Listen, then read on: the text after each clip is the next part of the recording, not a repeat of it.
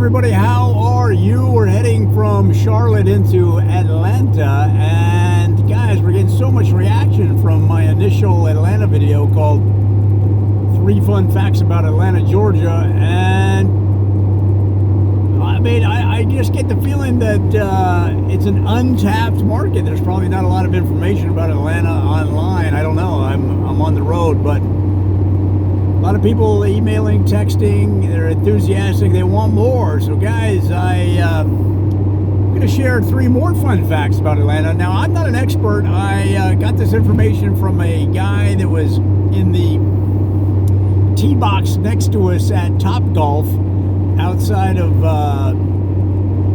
Spartanburg, wherever, back there. I don't know where we were, but there's a Topgolf back there. We're hitting a few balls, and the guy had a Buckhead or Bust t-shirt on, and he had the whole accent and everything. I kind of believed him then when he said that he had a lot of fun facts to share. So let's just get right into it. These are 3 more fun facts about Atlanta, and it's again, it has to do with the history. We're starting kind of early to give people the context of the city, how it was founded, how it was developed, and we'll get into more modern stuff as we go. But again, Atlanta was founded in 1778, 2 years after the country was founded. It took him a couple years to walk down there to Atlanta. If you've ever made that walk, it's pretty far. Your feet start to hurt, and you get about as far as I'd say Huntington, West Virginia, and you say, is there anything I can put in my shoes that will help keep my feet soft so I can make this trip? And a couple of the solutions they used back in those days, some people would put bologna in their shoes, some people would put wet newspapers, and one guy took some fillet of fish and put them in his shoes to give him a nice soft, almost like you might see today where they put those Dr. Scholl's inserts in the shoes. So that's fun fact number 1. Atlanta was founded in 1778. After several people walked down there to follow up on the work done by Christopher Columbus when he first discovered Buckhead and named the town in 1492, I should say. So the town was incorporated 2 years after the country was founded in 1776, although, of course, as I detailed in my previous video, the area was growing much before that and was actually named Atlanta by Christopher Columbus in the 1492 time period. So why did they wait so long to incorporate the town? Well, Atlanta is to us the South. But remember, back in those days, it was really the Wild West. Atlanta was considered a Western outpost. The country really, for the longest time, existed along the eastern seaboard, including all the way down to St. Augustine, Florida, and Miami, all that. Nobody really was venturing very far west. So anyway, Atlanta was considered the Wild West. And in that sense, why? Why would they incorporate the town? There was no reason. There was no mayor, there was no city council, there was no services. It was, if you had a problem with somebody, it was meet you out on the main streets of Buckhead, and we're going to draw at high noon. And either you're going to take lead, or I'm going to take lead, or maybe both. But the issue will be resolved, and that's how they did it in Atlanta, guys. In fact, dueling was an accepted form of conflict resolution up through 1975. I mean, there was some Auburn and Alabama fans, right? Auburn fans versus Alabama fans. dueling in the streets of Atlanta up till 1975 when it was outlawed. That's fun fact number 2, is that the last duel, I guess, that took place in Atlanta was in 1975 between a guy named Oscar C. Butt, and he was an Alabama fan, and then you had on the Auburn side, you had Luke Hartbug, and they got into it at a tailgate during the Alabama-Auburn game. There was a tailgate outside of a bar, right, in Buckhead, and they were both concealed carrying. They had the paperwork. It was all legal. And remember, dueling was legal. Dueling was legal in Atlanta through 1975. So one thing, you know how these bar things go, one thing led to another. And Oscar goes, sir, I will see you outside for a duel. And it was on. So they actually waited to the next day. They cleared the street at high noon, just like in the old days.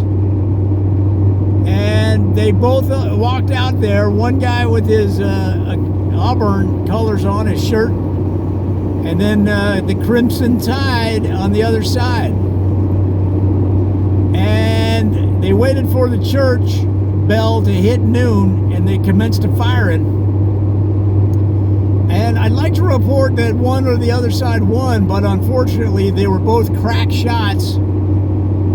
Oscar took a hit to his shoulder and started to go down, but this guy was made of some, otherworldly material, because as he fell, he let loose a volley and was able to tag the other fella, and guys, neither of them made it. And after that, the mayor of Atlanta, the governor, and everybody just said, look, I mean, as efficient as it is to duel, it doesn't clog up the courts, but it's a practice that, as evidenced by the last duel, is barbaric. Now, you had an outcry from Alabama fans and Auburn fans, because they saw it as a noble way of defending the school. But common sense overruled that outlook, and it was banned, and you haven't had a legal duel since. Now, there's been rumors of duels in the middle of the night, but no one's talking, and no one has ever been arrested. So that's fun fact number 2. I found that fascinating myself. Now, fun fact number 3 about the early days of Atlanta is that they actually built a fort. There was a Fort Atlanta that was built around the original refreshment stand in Buckhead that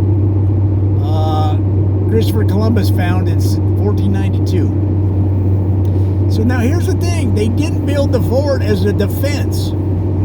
They built the fort as a storage unit. And what they were storing was all of the floats for the big peach parade that they had every year through Buckhead. They used to store the floats in there. They'd store all of the flowers. They'd store all of the paper mache and all the machinations, the machines, the computers. All that stuff they stored inside the fort. And every year they'd break it out and have the peach parade. And the reason they had to build the fort for storage is that every year students would get drunk and steal all that stuff. So Fort Atlanta started out as a storage area, then was later used as a defensive fort a war fort, a military fort, against northern aggressors that came down to Georgia and tried to take over the fort. In fact, there were several times where some northerners from Cleveland and Chicago and other towns like that, they were able to get over the wall of the fort, and they rappelled down the other side on the rope amidst a volley of gunfire, and they look over and they see homecoming floats. They see peach parade floats. And they're like hellfire. And a couple times they were able to get on the float and ride it around inside that fort, going, yee-haw, yee-haw. You know, which wasn't a normal or a natural phraseology when you're from Chicago.